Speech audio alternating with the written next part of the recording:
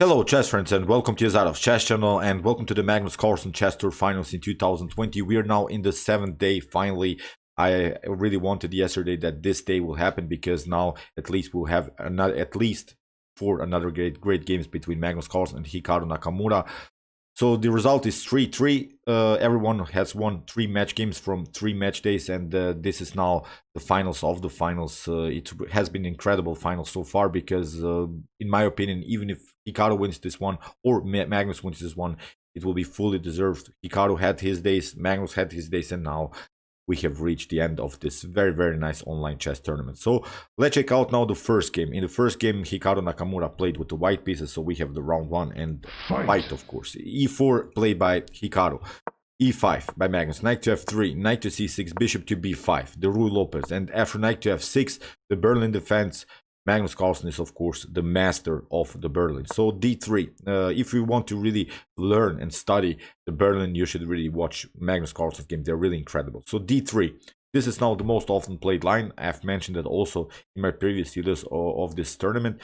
In the game, Magnus plays the aggressive bishop to C5, and Hikaru simply takes. Bishop takes C6, after D takes C6.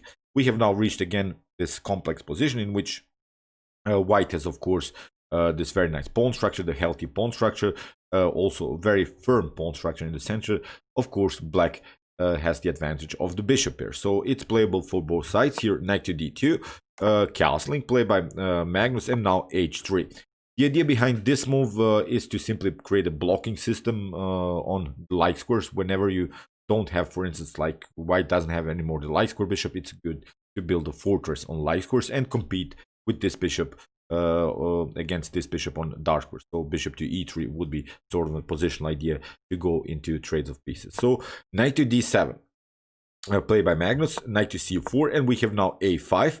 In the game, bishop to E3, which again I have to mention this move. It is possible when your opponent has played, for instance, an aggressive bishop to G4, but now this bishop to E3 is by the engine, and also in my deep analysis it's evaluated as an inaccuracy because there is now a huge positional problem here for white, because after trades of bishops you would love, of course, to recapture with your knight on E3, but black doesn't have to react here. That's the main problem. Black can wait white to take the bishop on C5 and can recapture with the knight. So that's why Magnus played F6, first fixing the pawn, waiting Hikaru Nakamura to take the bishop, because there is also this principle in chess which says to take is a mistake. So you should sometimes keep the tension in the chess game. So that's why here, after castling, now Magnus plays B5, and this is very important. Now Magnus has a good position because now the knight is not protecting anymore the bishop on E3, and finally he captures. Bishop takes E3, we have F takes E3, and suddenly white has also double pawn structure. So as I said, it was a slightly inaccuracy in the opening, I believe, by Hikaru Nakamura, and Magnus Carlsen already won one game in this particular line. So I'm not sure if Hikaru Nakamura didn't watch maybe where something went wrong in this game, in that game that he lost. But this is now an equal position, of course, but black loves an equal position. When we play as black, we want to equalize the position as soon as possible. So now it's really comfortable game here for black. Black doesn't have weaknesses. Black has still opportunities to play knight to C5, B4, A4, expand on the queen side where we have, of course, the advantage. And of course, white has also now some troubles with the weak E3 pawns. It's also an object of black's attack. So A4, Magnus simply continues to push on the queen side. That's where we have the advantage there. We should continue attack. Knight to H4, of course, targeting the weak knight here, F5 square. In the game, C5, played by Magnus, and we have knight to F5. Okay, this knight is very annoying. That's why you have to compete with that knight. Here, knight to B6, with ideas after queen to G4, then we would simply take this knight or play something like G6, because we really need this bishop to come into the game. This knight is very well placed here on F5. So queen to E2, we have bishop to E6, so far played by Magnus, and now knight to F3. Here Hikaru maneuvers the knight also to the king side, because on the king side, that's the side where white has the advantage, because we have also the semi-open F file. We can remaneuver the knight. We could maybe cause some damage with these two knights, with the rook on f1, with, if the queen of course comes into the game, maybe queen to f2, queen to g3 is a positional idea. So that's why black is continuing on the queen side, white is continuing to attack here on the king side. So queen to d7, a natural move here by Magnus. We have knight to h4, and now rook to d8. The idea behind this move is simply to crack the pawn chain. There is this c2, d3, e4 pawn chain. We want to break the pawn chain, of course, with the move c4. That's a possibility. That's why we need at least to create some kind of a battery on the d file. And the problem now for white here is that you cannot really compete with the a rook here on the d file, because your a2 pawn is a target. And if you try something like a3 in order to maybe block and get out of the light squares with your a2 pawn, then b4 is a good possibility here for black. Then black would simply continue here to push. Even c4, b3 is a possibility. So you see, black has created really this dangerous pawn storm already in the game. Rook to d1 played here by Hikaru. King to h8, a very important move, because as I said, one of the main ideas could be here queen to g4. At least we would then have the opportunity to play g6, taking away the knight. At least the king wouldn't be on the g file, where the queen of course can also cause some damage. Here in the game, d4 played by Hikaru, and this is now really a complex middle game. Magnus simply takes c takes d4. What should we do? Because our c5 pawn was of course hanging. In the game, e takes d4, and now e takes d4, and now we have rook to d4.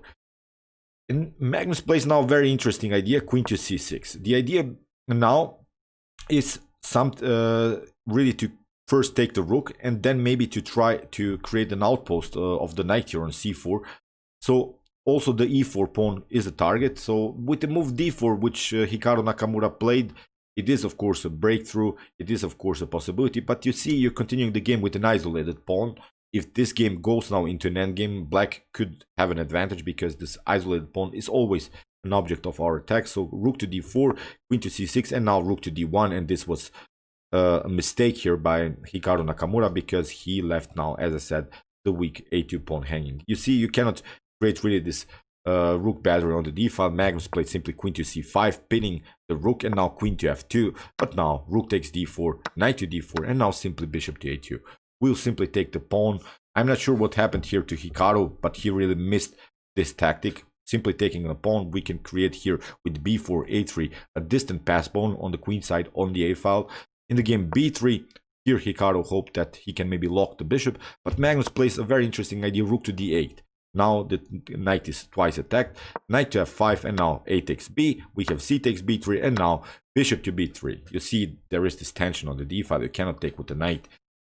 Hikaru missed this tactic. It seems to me that he beat himself in this game. Magnus, I don't think that he showed really some great attacking skills. It's just the mistakes and blunders that Hikaru made in this game are making Magnus look better in this game.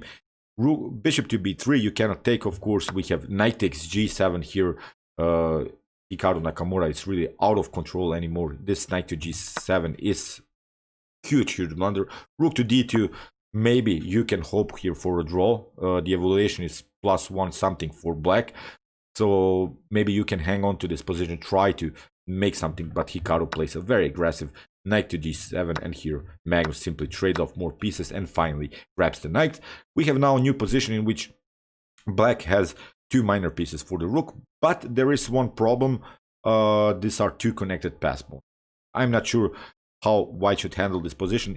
Our main idea would be something to trade off the queens, because the queen of whites is the only piece that could cause some damage with some perpetual checks. So we should really trade off the queens and go into a simplified endgame where we have this 2 connected pass pawn. Queen to g3, we have king to f8, no checks, no dangerous checks are possible. Queen to e3, a very nice idea by Hikaru. What he's trying to do is, of course, rook to d8 and then grab the queen. So that's why knight to d7 here played by Magnus. We have king to h1, king to e8, we have queen to d2, and now bishop to e6. Magnus regroups, keeps his position, keeps the position of his pieces compact.